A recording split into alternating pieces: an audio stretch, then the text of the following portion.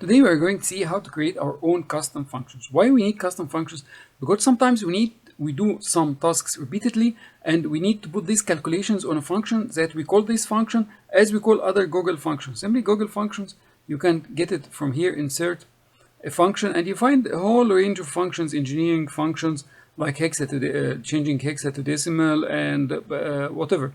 And you will find date functions, database functions, and you will find array functions, some functions on arrays, and many other functions, even functions on text itself, and so on to replace part of the text. But sometimes you need to do some function for your own that it's a little bit complex. So we will start today by making some simple function, and then we will extend it in the coming weeks for some more complex functions that returns a value. So simply I need to create a function. Where to create it? We create it as usual in AppScript. If you know AppScript, simply you go to extension AppScript and you start your AppScript. It opens this platform, which is AppScript platforms, that is bound to this sheet, and on this platform you will find .gs, which is .google script files that runs on Google services, and we had created a file here that is called functions.js. You create a file from here, from the plus, you select create script or HTML file, and in this file simply I'm going to create a function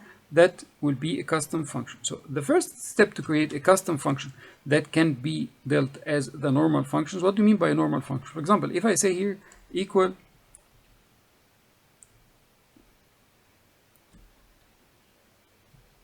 square root, it gives me a recommendation with the functions that is matching with the first letters I write, which is square root, for example.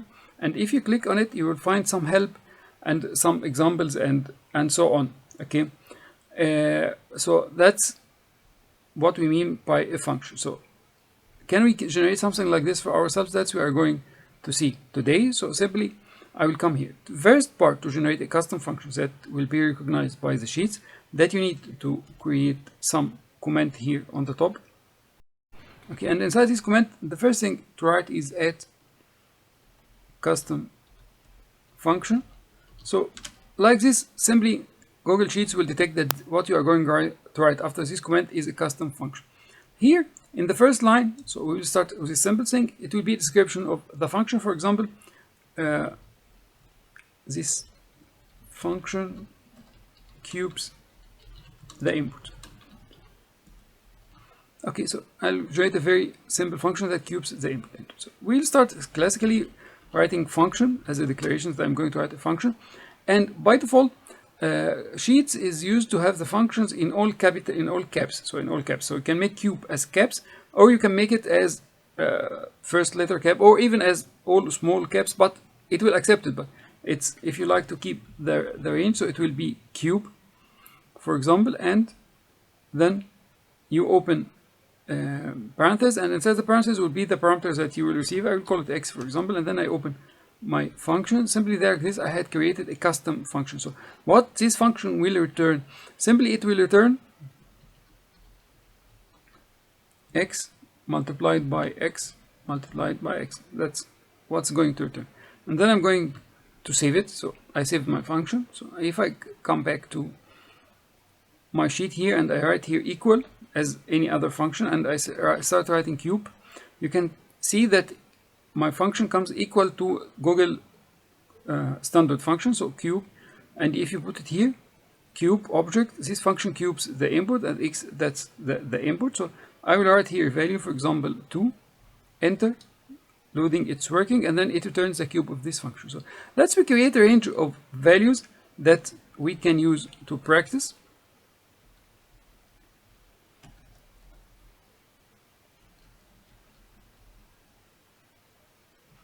So like this, I have multiple of functions. So I can create like the normal, I can extend this function, so it's having some autofill. So if I manage to drag it across here, you can see that it's the same function because that's a fixed value function. But in case that I said here it's equal to cube, I selected my cube function and I selected this cell.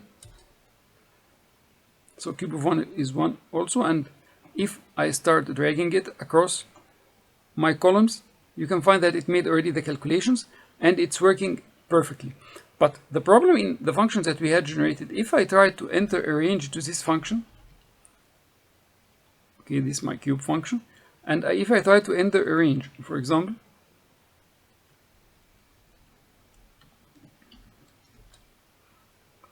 so it will not, it's saying that result is not a number. So let's generate another function. I'll take a copy of my successful function here. I put it here, and this one I'll say let's cube range. Okay, so I will cube a range this time.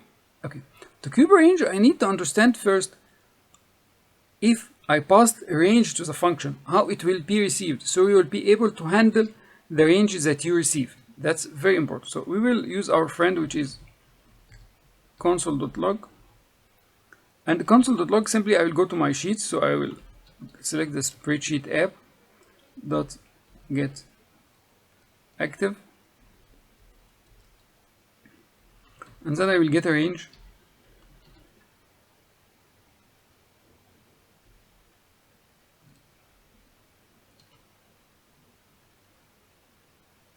Okay, let's we get this range, for example, from E2 to I3. So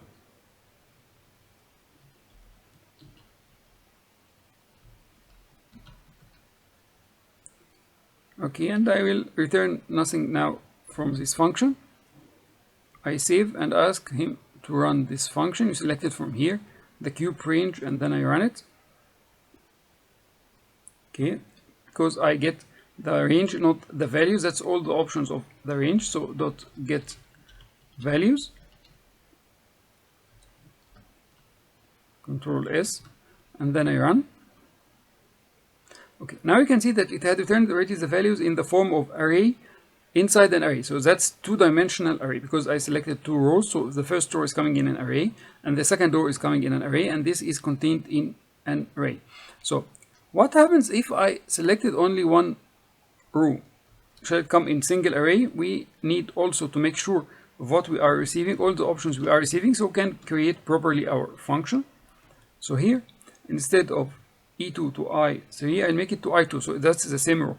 Also, to save our time, I'm going to also check what if I select only one single range, which is one cell, which is E2, for example. So, Control S, and then I run again.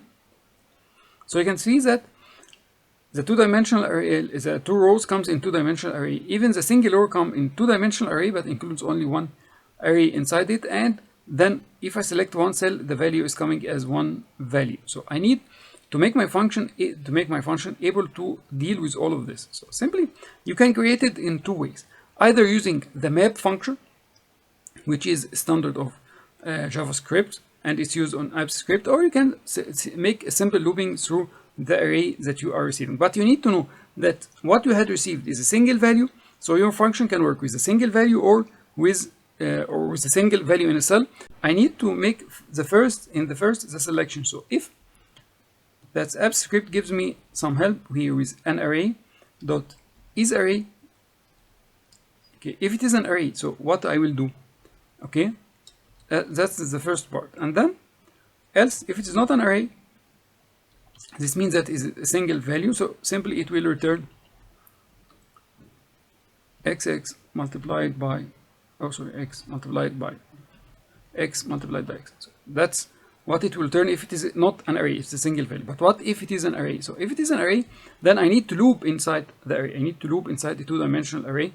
So that's a good thing to start with. So okay, I will define some variable to loop through. So I have for I equals 0, start from the first index of the array, and then I will be less than my x, which is my array dot length. So that's to loop through the first or the outer array. That's loop through the outer array, and then I need to increase my I. Okay. After that, I need to create a second array to loop through the ith array of the general array. So what do I mean by this? If we go to my execution log, so that's an array. So that's the external one is an array. This one is the ith array. So this one is the 0 array, or array at index 0 of the bigger array, and array at index 1 of the bigger array. So I'm going to loop through the I, through this 0 and 1. But now when I come inside 0, x of 0, it's already an array, so I need to create another variable to loop through it. So this one will be, so I need to create another for loop for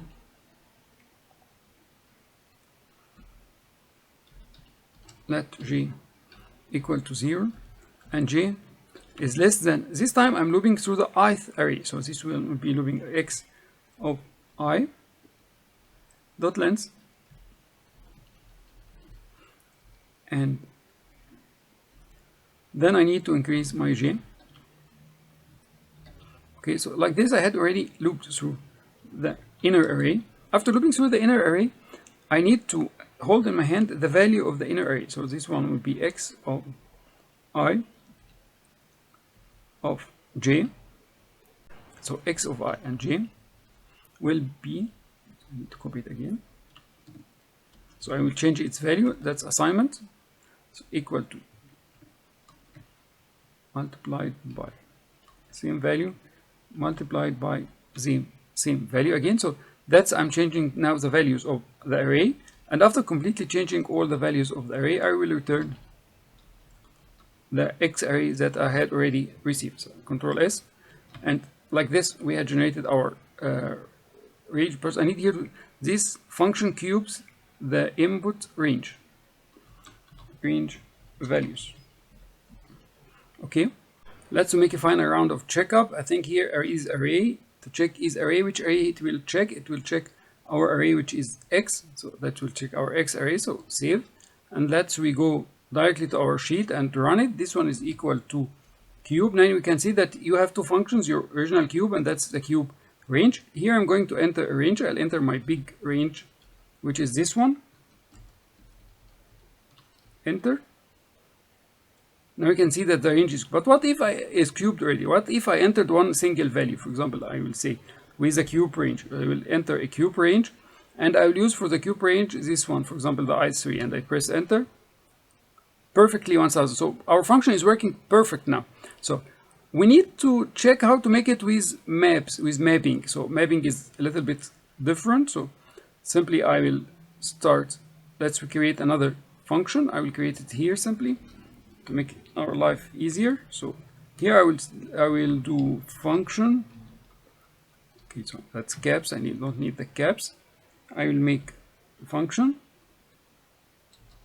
of cube range, and I will call cube range map, so we know that this function is created through mapping and it receives also an x, and I will open my value, and this time I need to make it a little bit creative, so we will make it a little bit shortcut. So return, and then I will make a conditional, which is like the conditional we had made, but we'll make it short form. So array dot is array, and then I pass my array there if it is an array. So that's the question. So what will happen if it is an array?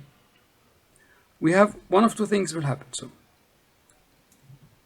return what? The first thing that I need to return is my input. So I will select my array. I will make mapping for my array. So x, which is my array, dot map, and this mapping I need to select the elements, or to make a callback function to select the elements. So I will select my input. So that's my input. But my input is actually a two-dimensional array, because that's the correct answer of this array. So I need to create an arrow function and to take this input to map it once more. Okay, and this mapping once more will be on the level of cell, which is mapping on the second level of my array. So I make two nested map functions. We had nested two map functions inside each other, one for the outer array and one for the inner array, using the input and the cell. That's the value of this cell, the value of this cell inside the array. I'm calling just that input, and that's one cell. Okay, and then this will return to cell multiplied by cell multiplied by cell. Okay, and then this simply I put this column, and the other option that it will return simply x multiplied by x multiplied by x. So like this I had created the complete functions that I had written down, and then I'm going to Save it and let's return and try now the cube range. I'll say here equal to cube. Okay, now you have 3 values. So select the, you can check, see that the cube range didn't appear. Let's redo it once more. So cube range didn't appear because I removed the comment which is saying that it's a custom function, because we use it for the other functions. And then I will select the same range I had selected before. You can see it's perfect, working either with mapping or with looping. So now you had a wealth of information in this lecture. Join our trainings on Udemy. You can send us on our app store. You will find the link in the description of the video. If you need any service or support, we make very good support and services directly from our website, which is equal to Fiverr or even better services, and it's at reduced prices during this time. See you in coming videos with simple ways for Google Sheets.